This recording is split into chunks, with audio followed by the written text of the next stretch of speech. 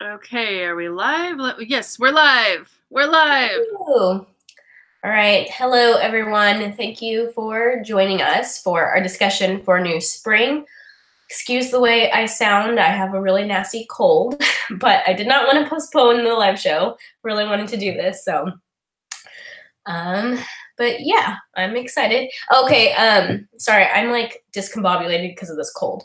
But just as a reminder, we are going to be going into spoilers for New Spring, so if you haven't read it, you probably don't want to watch this live show. And also, Roya and I have read up to book 10, so there's a chance we're going to be talking about some of the things that happened in this book that are related to things that have happened through book 10. So just spoiler warnings, just so you know. And we have someone in the chat. Okay, you're going to have to remind me how to say your name again. Shansania. I know it was like a lot easier than I thought when you told me how to say it, but I don't remember, and I want to write it down. So let me know how to say your name. She's in the chat with us, which is awesome.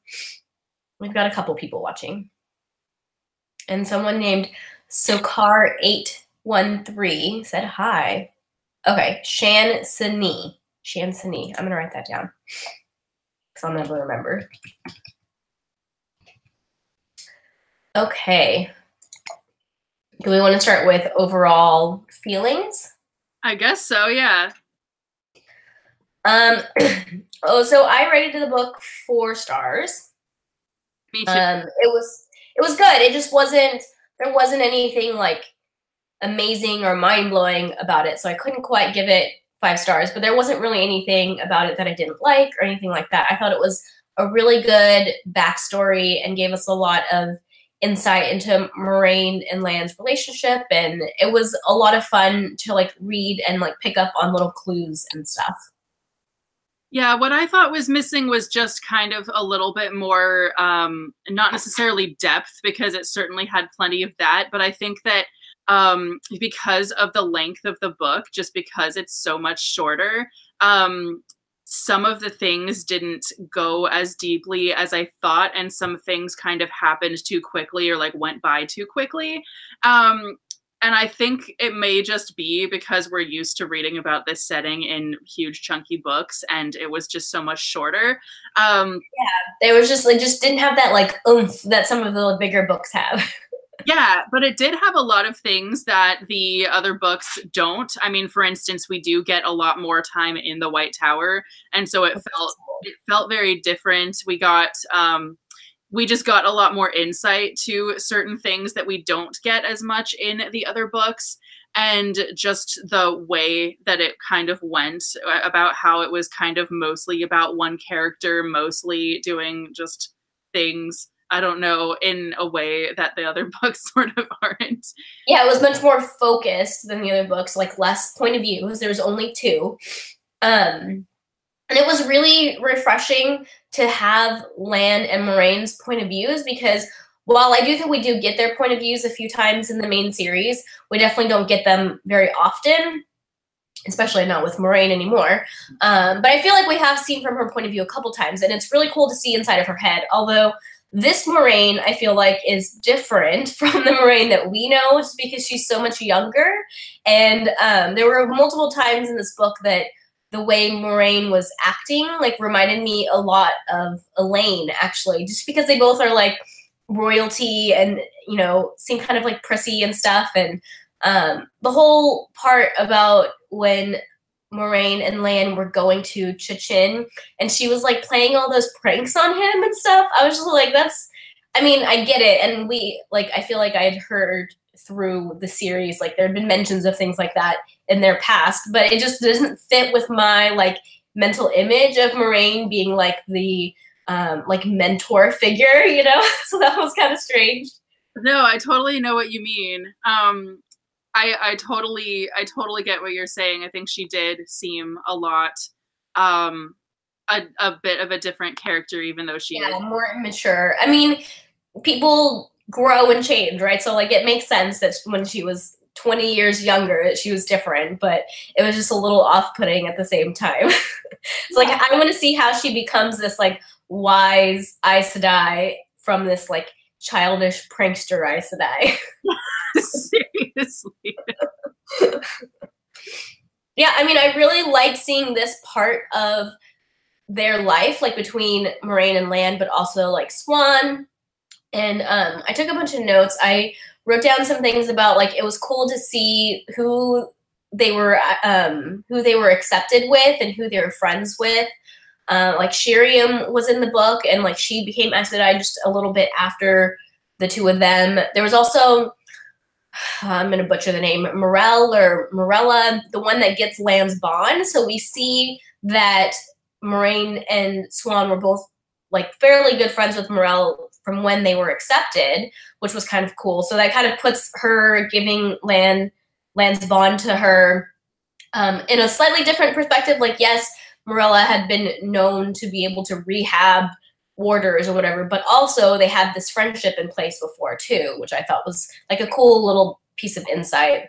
And also seeing their history with Elida was really interesting. I don't really know what to make of that, because Elida seems to be picking on them, but at the same time seems to be trying to help them. And I just can't really get a read on, I mean, I've never been able to get a read on Elida anyways, but like, I can't really understand what she thinks of Swan and Moraine. Like, is she really trying to help them? I mean, it seemed like it, but then she was also very harsh. So I don't know.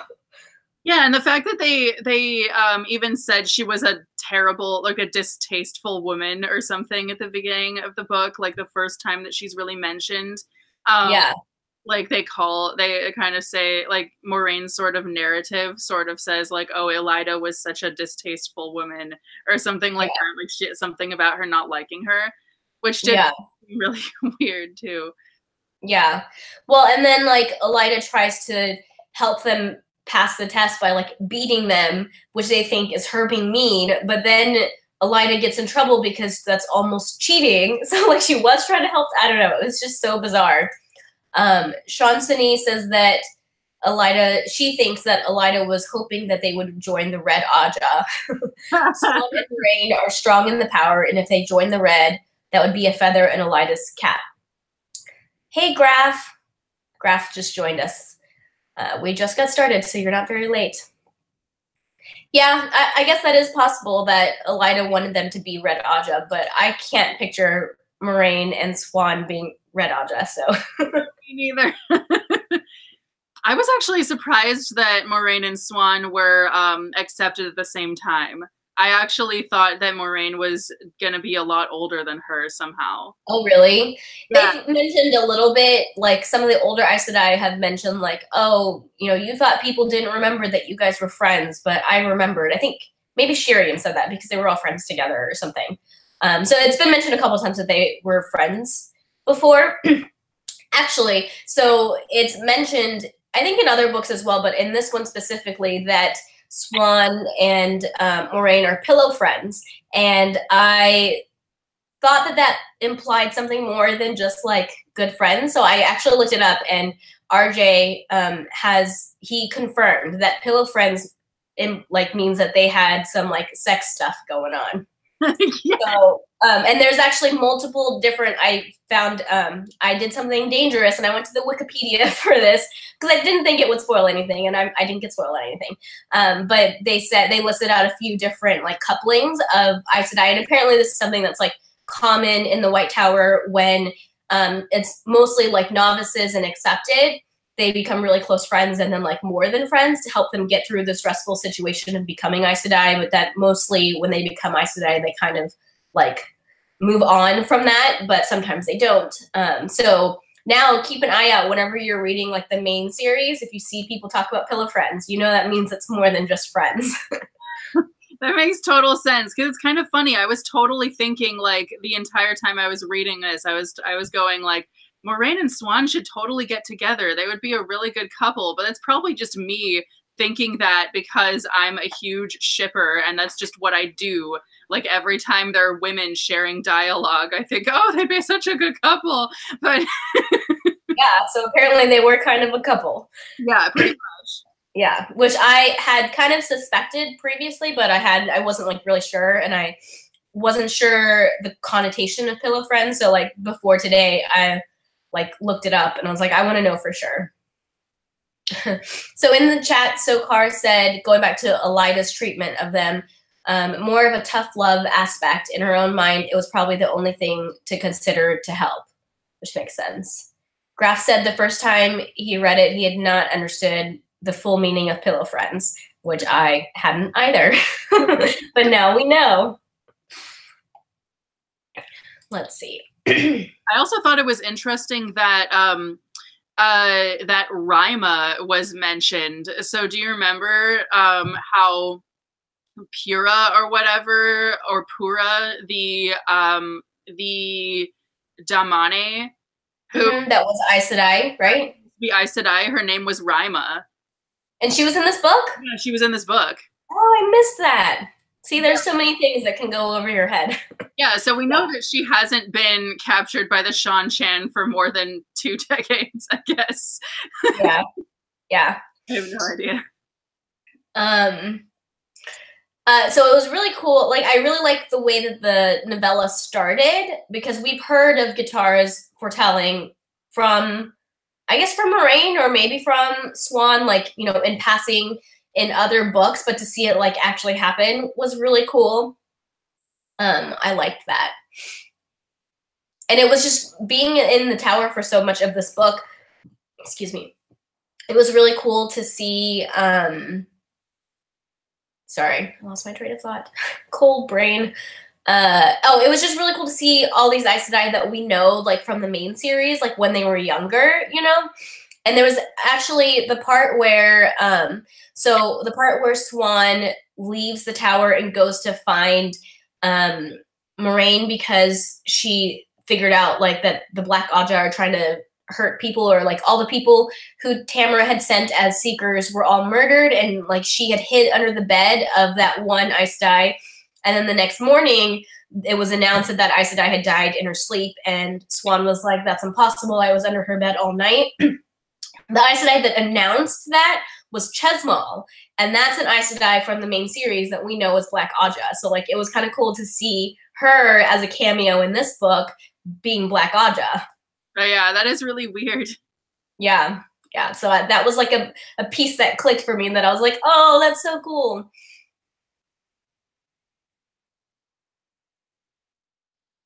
And this was also the first time we saw the test for the shawl, and that was kind of cool. Yeah, that's true. Like I was thinking that too, because it was definitely really interesting to see, because we really don't see that at all in the main series. Yeah. Yeah, it's almost as if this book made me realize how much stuff going on in the White Tower is absent from the main series. Yeah, definitely. Shansani said that Tamail I can't say these names, Kinderode, Katerin, Eludrin, and Jain Kite are other Black Aja that we've seen before. And I think I recognized Tamail's name, but the rest of the other two totally went over my head too. It's almost like when you're reading the series, you have to have like a list of who everybody is so you can like cross-check as you go along. Yeah, I mean, just the more you reread, the more you're going to remember the details of who everybody is. But it's just like impossible. There's literally thousands of characters. Yeah, and especially with how similar some people's names are, like Morel and like somebody else, like we were discussing last time. There's a couple people with that similar name. Yeah. Spelled differently, but sounds similar. Yeah, what I also thought was kind of interesting is that Moraine totally thinks that Cadsuane is Black Aja. I wrote that in my notes to talk about. Yeah. So she totally is suspicious of Cadsuane. I still trust Cadsuane, but I think...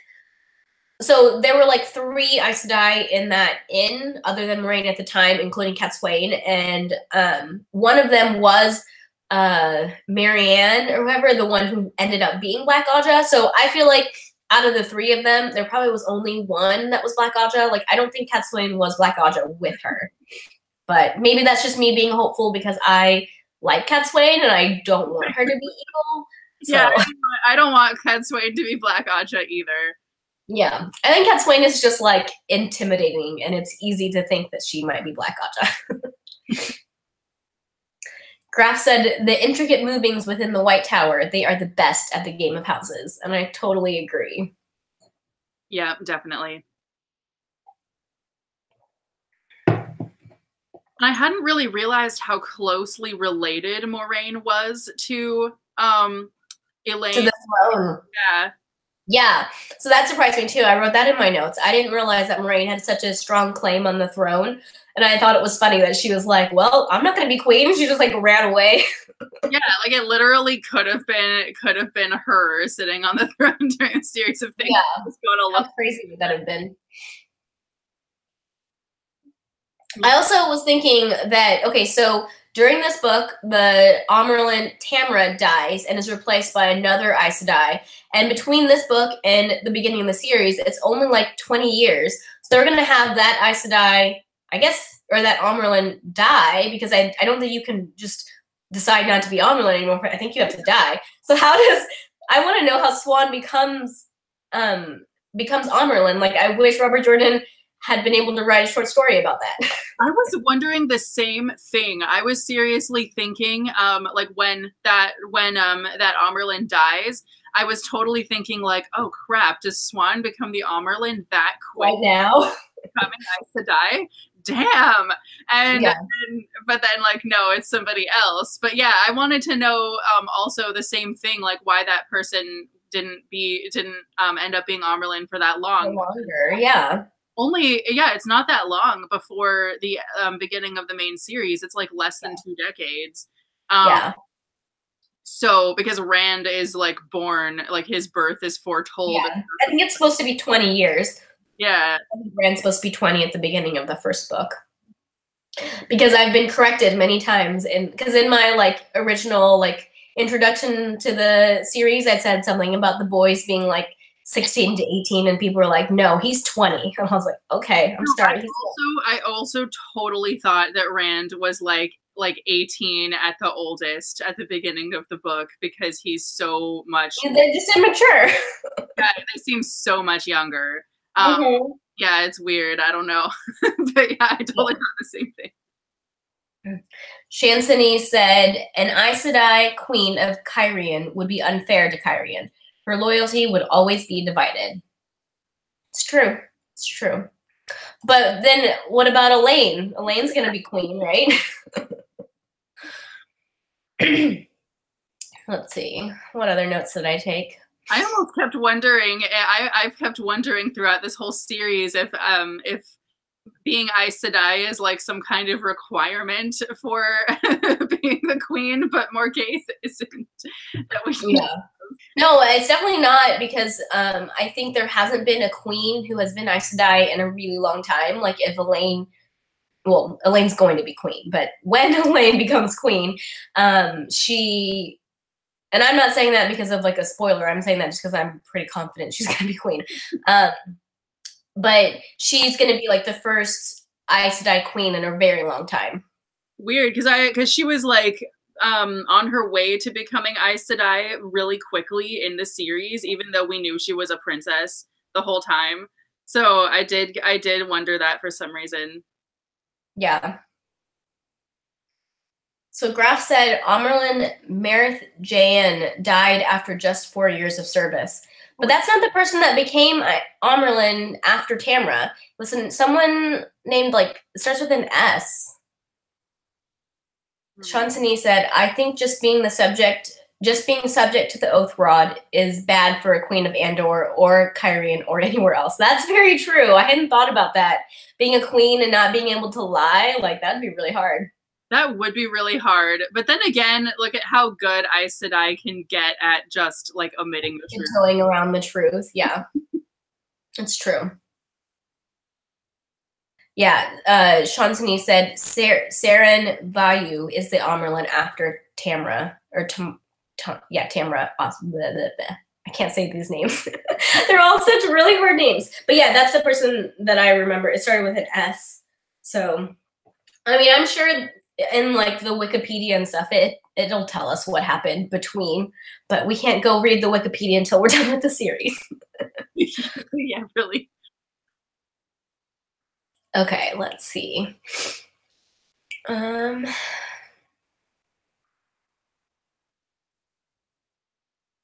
So it was really cool to learn more about Lan's background and his culture, like see his culture in action or whatever with him and Bukama. And then when they get to the city that they go to, we learn about his carniera.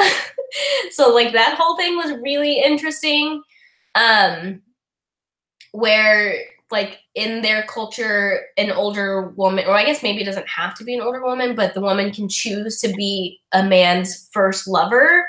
And then that woman has like power over him and holds onto his hair until he gets married and then gives his hair to like his new wife. Like that was all so strange to me. And I mean, even it seems like even in his culture, it was really strange for her to want him to marry her daughter. But like that was really weird. Like a mother being some guy's first lover and then being like, okay, now you can be my daughter's first lover. Like what? No, that did seem really weird to me. But yeah, that was all really interesting for sure. Yeah. Sean Sinney said, I'm done with the series, so I can be fact checker girl. I really appreciate that because there are a lot of things that I'm like, I think this is what happened, or I think I remember this, but like I'm too scared to go look it up because I don't want to. Yeah, because even if you go to a character's page, it'll just say like this character is dead, and it's like or like this person's Black Aja, and I'm like, God damn it, I didn't want to know that. But then it's hard because sometimes it's like maybe I should have already known this person was Black Aja. I just didn't pick up on the clues, you know? So no, I mean the only thing I've been spoiled for thus far is a character death, but it doesn't tell me at what point in the series or anything. And so well, all I know this character dies by the end of the series apparently. But like thanks. I think two big things that I've been spoiled for. One's a character death and one's, I can't even say what it is without being a spoiler. So like there's two things that I know that I wish I didn't know. Oh man. But oh well, it happens. I mean, with a series this big, you just can't avoid it. Seriously. Yeah. Graf said, I was reading the wiki. Since I have read the entire series multiple times, it's there. I'll send it to you in the comments later. Okay, cool. That'd be helpful, Graf. Thanks. And he's talking about the Aes Sedai stuff, or the Merlin stuff. Someone, Sakar said, they need a page that will let you input the book and filter information to that point. That would be amazing. I thought that too. That would be amazing. Someone who's like good at computer coding should work on that. That would be slightly hard to program, but also not really, because you could just have it be different landing page, like different pages. Right. Have the same page be different for each book, depending on what you put in. Yeah. Yeah, I think so. I mean, and they could probably look through the Tarvalon library website, because they like, if you go, I've looked at some of their character pages, and it says like, you know, this happens in this book and this happens in this book. Like it's very specific what happens in which book. So I'm sure there's a way to do it. Like that would be awesome. And that person could be rich if they came up with that. Too bad I don't know how to do any computer coding stuff. Seriously. Yeah.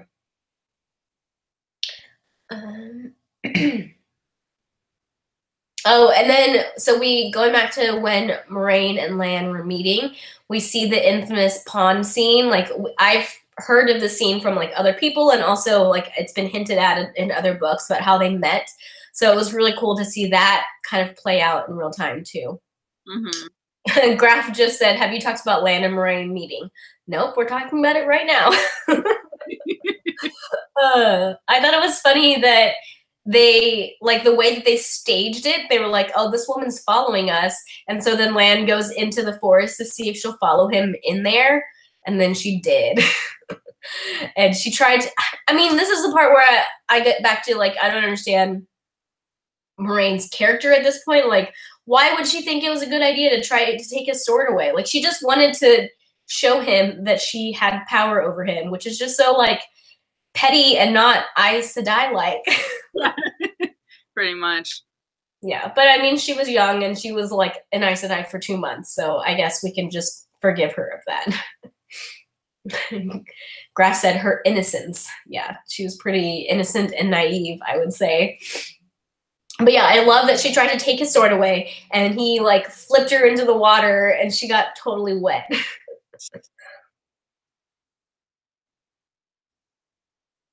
And then after that, she kept trying to like took in the middle of the night, like took water and dropped it over him, and then tried to like get bugs to bite him and all kinds of stuff. I don't understand why Lan. I mean, at the end, like the way it all panned out, I understand why Lan decided to be her warder, but like that's not a way to treat somebody when you first meet them. Yeah, I actually thought it was kind of since at the end he's so and he's so like, I don't want to be your warder, I have my own crap to do, blah blah blah, but then she literally just like says one thing basically, and he's like super quick to change his mind, and I'm like, wow, that was like really quick. Like he just changed, he went from being like definitely not to being like, oh yeah, definitely. Yeah, I mean, I can kind of see that, but I also see it as like Bakuma, how do we say his name, just died, and that was like the last person to like from Malkir that was like supporting him, and they had his Carniera, Edian, or however you say her name, she had just died. Right? Didn't she die? Am I crazy? I think, yeah. No, her daughter died. She didn't die, but her daughter died. But like, I mean, she wasn't going to be like, yeah, let's go take over Malkir anymore. Like, they had all these plans and things happening, but towards the end of this book, they kind of fell apart, you know? And so I feel like he was like, I don't want anyone, because Bakuma had just died for him, right? And he didn't want anyone else to die for him anymore. And Moraine explained it in a way that like, you want to fight against the shadow, and you going into the blight to fight it by yourself is just a death sentence. Why don't you help me in this other way to fight the shadow? Like, it's the same war, I think she says. So I think I can see why it seemed a little bit sudden, but I think he just felt like he had lost so much at the end of this book, and that this was a way for him to sort of avenge those deaths and a different way for him to fight the war.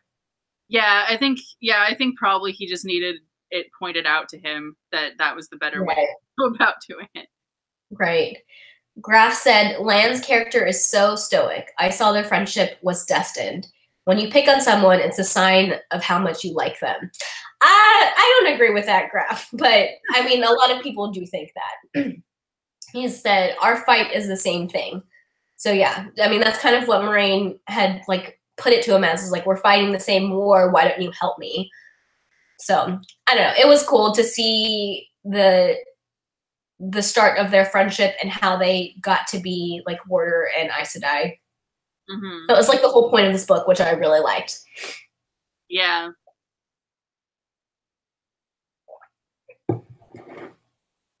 So at the end, Swan and Moraine figure out that the Black Aja seem to be killing anyone who could be the dragon, anyone who seems too lucky. And I thought it was kind of interesting that one of the people that they killed was a blacksmith, and I couldn't, like, I was trying to look through the book earlier today, but I couldn't confirm this, but I think there was another guy who died who might have been like a gambler. So I kind of wonder if they knew that like a blacksmith and a gambler were sort of in, like, they probably didn't know how, or that they were like different people, but that somehow they knew those things were involved. But I'm totally like reaching for straws there. It seemed really weird that one of them was definitely a blacksmith, you know? No, that is really weird. I didn't even think of that at all.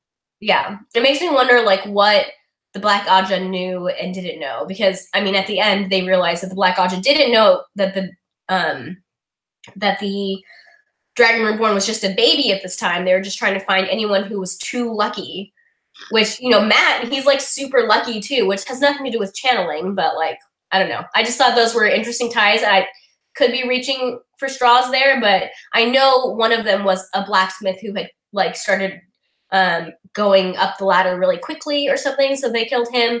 And they mentioned another person, and I couldn't find where they mentioned him the first time to see if he was a gambler, but I thought it was something like that.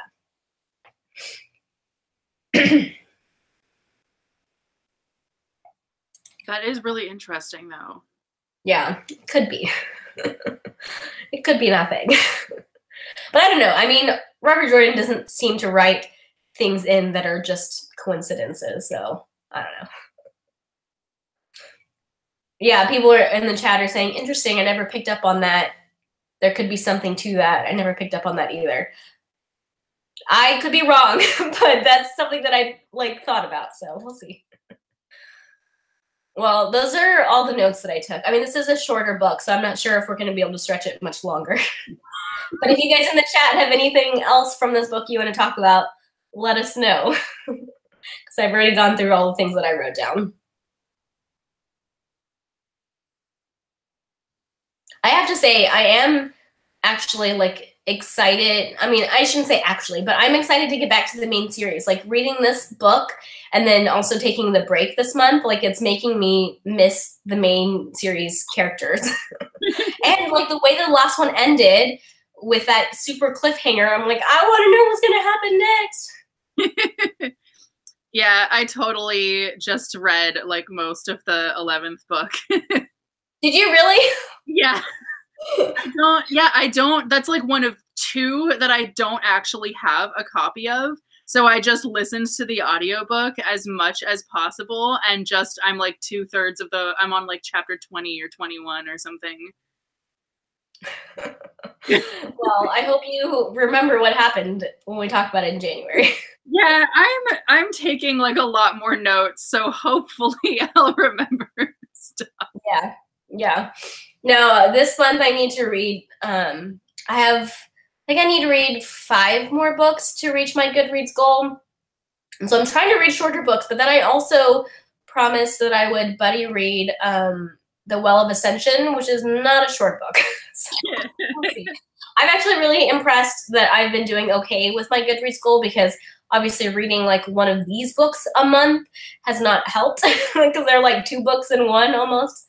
Yeah, I'm actually amazed because I'm 1 book away from my Goodreads goal, and usually because I set the same goal every time, it's always 120 books, and usually it's New Year's Eve, and I'm oh my goodness, gotta finish this last book before midnight. Yeah. That's always every year. Either I just barely make it, or I just barely miss it every single time.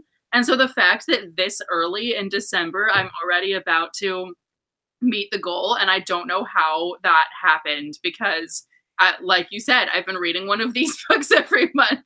That's impressive.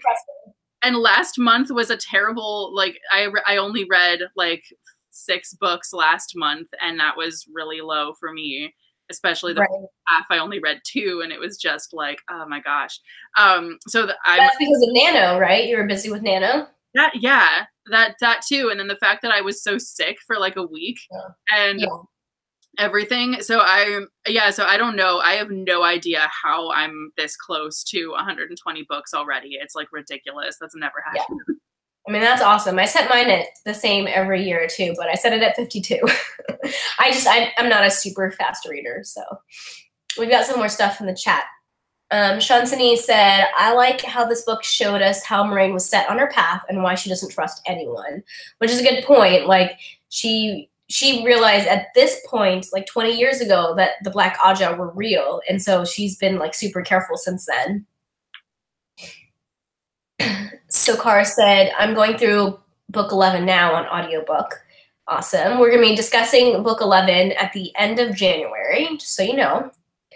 Graf said, reading this book was great. When you go back, there is a disconnect. You mean when you go back to the main series from reading this one, Graf? Well, either way, I believe you. Sean Sini said, I also like that this book gives us more of a look at people like Morella. And Lelaine was in here, and other Aes Sedai in the main series whom we find in very different circumstances. So yeah, that's one of the things that I really appreciated about this book is seeing these Aes Sedai earlier, and also seeing from Moraine's point of view, we see them differently than when we see them from people who are not Aes Sedai. we get a different perspective on them because Moraine knows them better than the main series characters know these people. Mm-hmm. Graf said, I set the same goal, 50 every year, but I didn't read much this year, not even close for me. You know, sometimes life happens, and that's okay. Reading's just a hobby. Yeah. Shansani said, question, did the pattern bring Luce there and Telamon back because the seals on the Dark One's prisons were weakening, or is it the opposite? I think it's the opposite. I think I guess it's like a chicken or the egg sort of question, but I think that, maybe not. Sorry. I'm going to say the question again. Did the pattern bring Luce, Theron, and Telamon back, so the Dragon Reborn, because the seals on the Dark One's prisons were weakening, or is it the opposite? Are they weakening because he came back? Oh. You know what? I take it back. I think it's the first part. I think that Rand was born, or like the dragon was reborn because the seals are weakening. That's what I think. But I mean, there's really no way to know. So Carr says, I'm curious as to how she ends up finding information about Two Rivers and deciding to go there. Yeah, I wonder that too.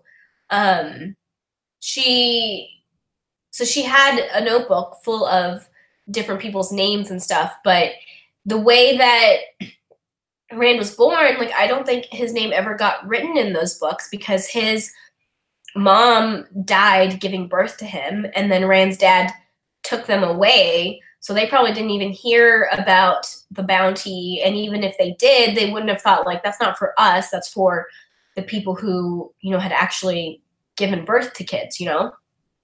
So I do wonder how Moraine got the information about the Two Rivers and ended up there. Was she really in, was Rand's name in the books, or was that just a coincidence? Like, how did she figure that out? I don't know. Yeah, I don't know. Yeah. Graf said the creator wants balance, so he agrees that, at least I think I'm interpreting it this way, so Graf agrees that the dragon was reborn because the seals were weakening. I think that makes sense to me too. Yeah, me too. Yeah. Shansani said, I like the contrast between Moraine and Cat Swain. On the surface, they have similar goals to aid the Dragon Reborn, but Moraine is the better detective and more subtle in her approach. Yeah, Moraine is definitely way more subtle than Cat Swain.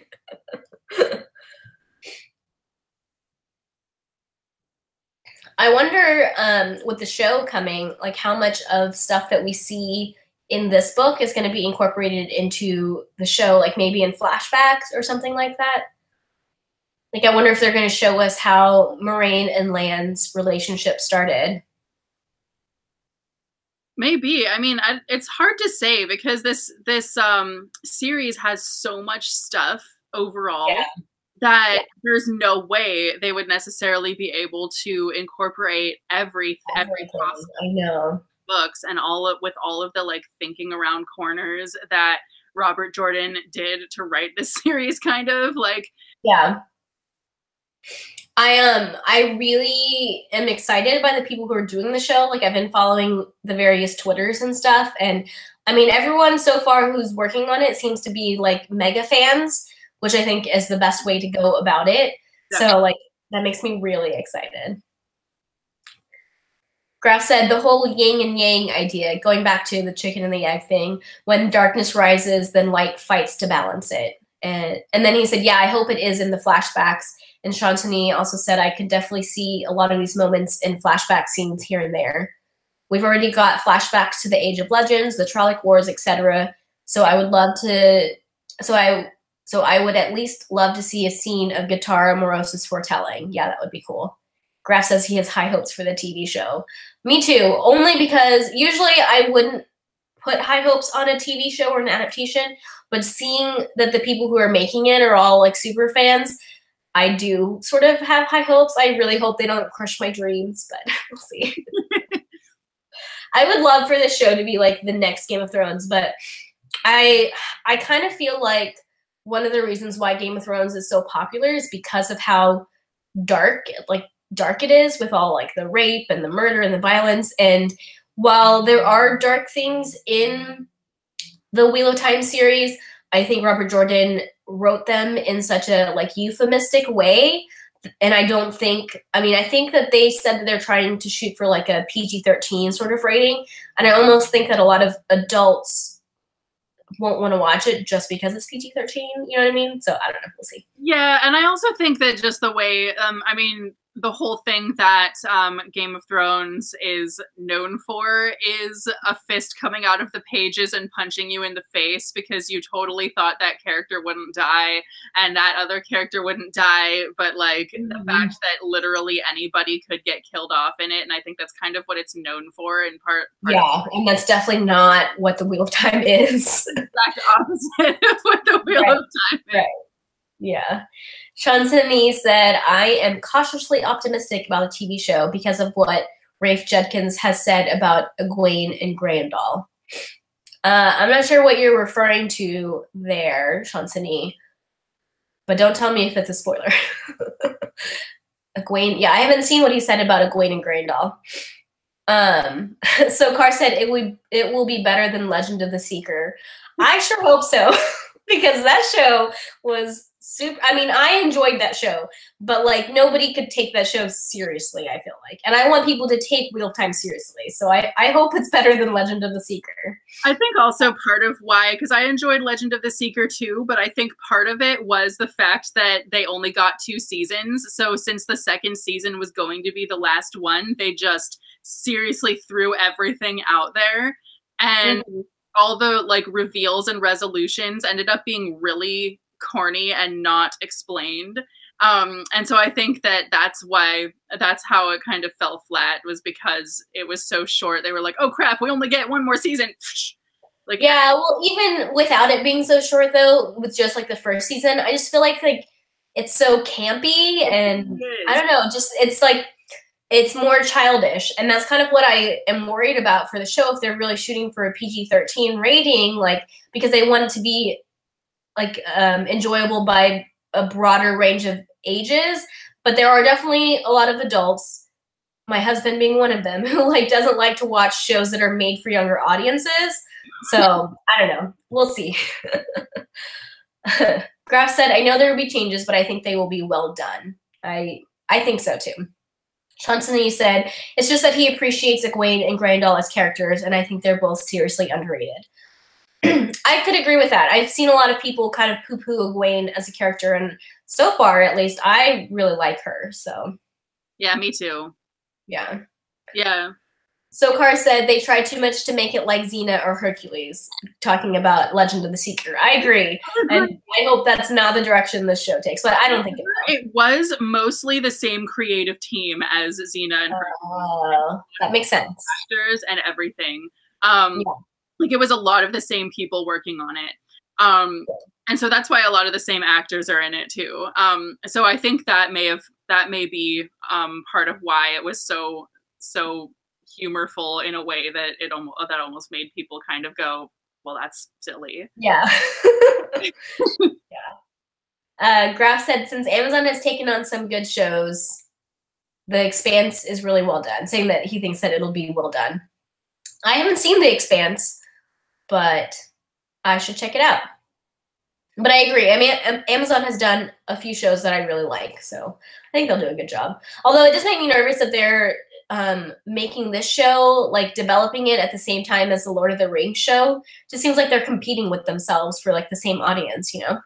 Yeah, that does seem weird. I've barely heard anything about the Lord of the Rings show. Like I only saw it like mentioned in one place, but that does seem really weird that they would be working on. Well, and I heard that they have like a huge budget for the Lord of the Rings show. So like, I don't know. Hopefully they both turn out well. Hopefully, yeah. Johnsony said, I don't think the PG-13 rating will put off real fantasy fans, which is true. To be fair, my husband is not a real fantasy fan, but he does like Game of Thrones.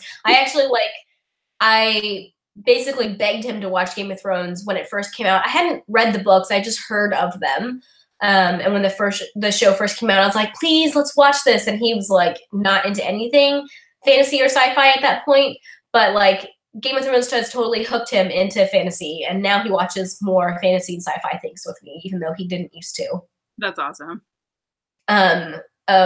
Walking Dead was another show that he was like, I don't want to watch a show about zombies. But then we watched it and he got super obsessed. That's awesome. Graf said The Expanse is really good, close to the book, but with good changes. I didn't know that was a book either. Yeah, I'll have to check that show out. One thing I thought was really funny when in Robert Jordan's biography at the end of New Spring, the like about the author page, where it says he lives in a house built in 1797, and I totally thought that it said he lives in a house he built in 1797. Yeah, he's just a million years old.